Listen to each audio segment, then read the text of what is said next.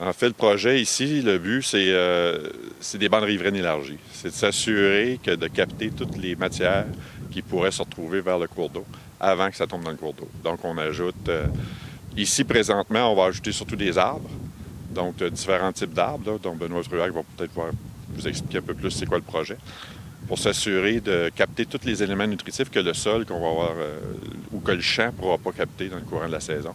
Puis aussi, lorsqu'il y a des fortes pluies, bien, on s'assure que cette bande-là protège le cours d'eau. Je suis en agro-environnement, là, ça va faire presque une vingtaine d'années. On développe certains projets, on a vu toutes sortes de choses. Moi, à travers mon métier, j'en ai vu des projets. J'ai vu aussi des ruisseaux ou des cours d'eau qui ont été emportés ou qui ont été, sans dire maganés, mais on pourrait dire qu'ils ont été maltraités avec les années. Puis là, c'est certain que, du point de vue de l'environnement, on le sait que la bande riveraine, elle a son importance maintenant. Est-ce qu'on doit développer divers types de bandes riveraines? Je crois que oui. C'est là où on est rendu. Puis là, c'est pour ça que j'ai trouvé ça intéressant que Benoît m'a parlé de ce projet-là, d'embarquer dans le projet avec lui. Ça fait 18 ans qu'on fait des projets de plantation en bande riveraine, des projets de recherche en passant.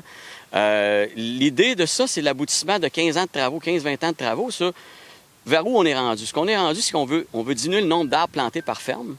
Parce qu'il y a un coût à planter beaucoup d'arbres sur une ferme. Il y a un coût à entretenir les arbres. Ici, on va planter 10 espèces d'arbres, 2 résineuses et 8 feuillus. Et on va planter ensuite 10 cultivars de peupliers différents. Il va y avoir 10 clones de peupliers différents pour voir justement les agencements les meilleurs. En fonction ici des 5 zones sur la ferme à M. Breton.